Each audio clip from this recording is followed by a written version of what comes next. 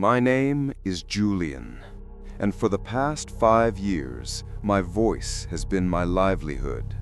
I run a podcast, one of those late-night shows where I read scary stories, whispering tales of ghosts and haunted places into the dark. I talk about fear, I dissect it, I package it. I thought I understood it. I was a tourist in the land of the damned. A few months ago, I needed a change, a new space, quieter, cheaper, a place where I could record without the sounds of the city bleeding through the walls. I found it, an apartment in the Blackwood, an old pre-war building that was slowly, gracefully dying. The rent was a joke. The landlord told me most of the units were empty, renovation plans that never happened. It was perfect, silent, isolated, my own private recording studio. My apartment was on the top floor, 4B. The hallway was a long, dark tunnel, smelling of dust and old memories. There was only one other occupied unit on my floor, 4A, directly across the hall. According to the landlord, it was occupied by an elderly woman, a recluse. I never saw her, but I heard her.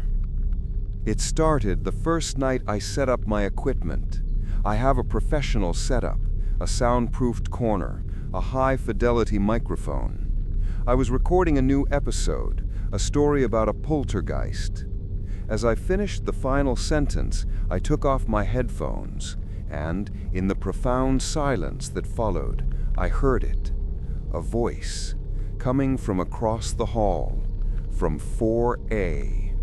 It was a woman's voice, old, papery thin. She was speaking in a low, steady, monotonous drone. I put my ear to my own door, listening. I couldn't make out the words. It sounded like a prayer, a rosary, just a quiet, rhythmic, lonely sound.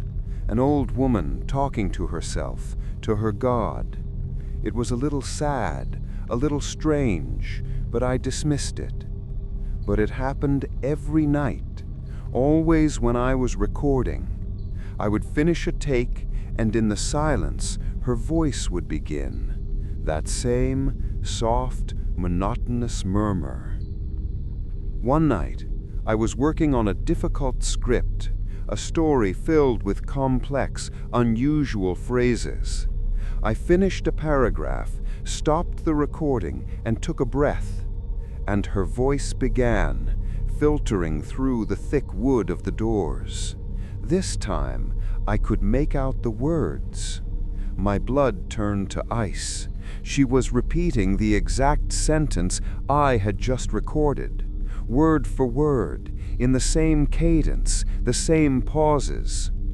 The shadow in the mirror is not your own. It wasn't a prayer. She was echoing me.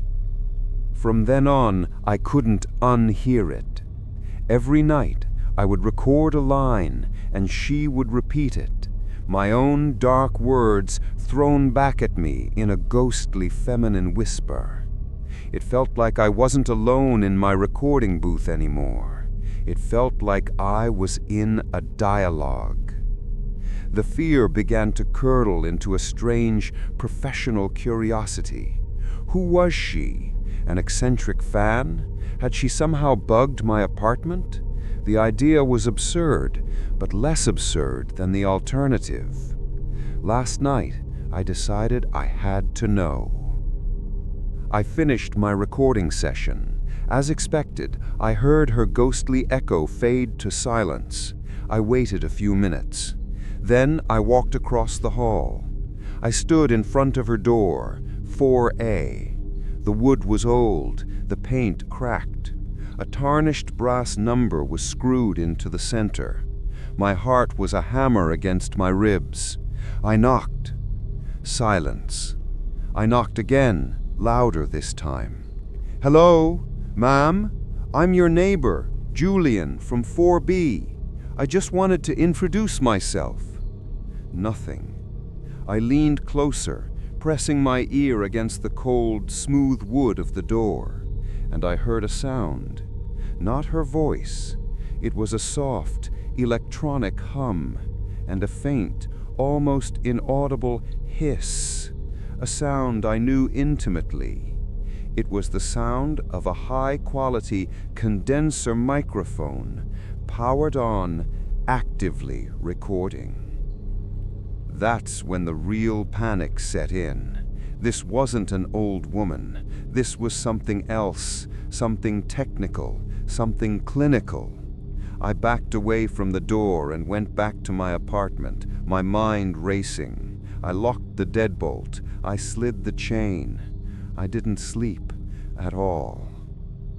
This morning, I was woken by loud official voices in the hallway. I looked through my peephole. 2 police officers and the landlord standing in front of apartment 4A. The landlord was unlocking the door. "We got a call from the bank. Foreclosure. She hasn't paid rent in almost a year." They went inside. I waited.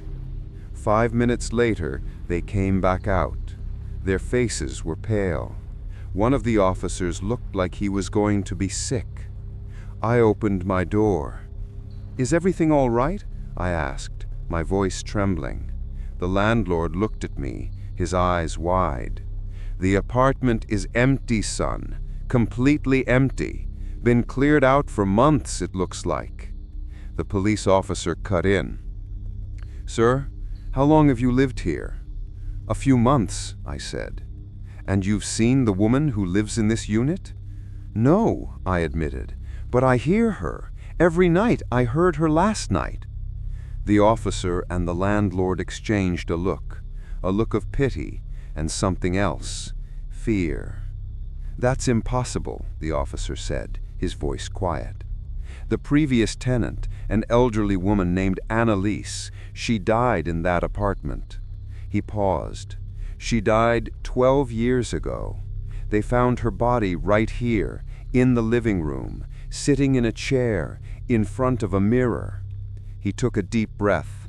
"She hosted a radio show back in the day, a local psychic hotline. They found her slumped over a live microphone." My world tilted on its axis.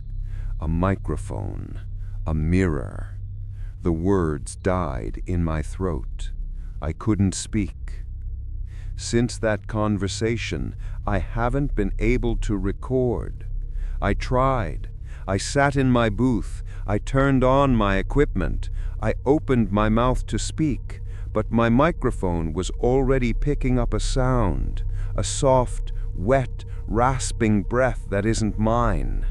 And sometimes, in the profound, suffocating silence between my own heartbeats, I hear a whisper. A papery thin female voice, perfectly mimicking my own, waiting for me to speak again, waiting to continue the show.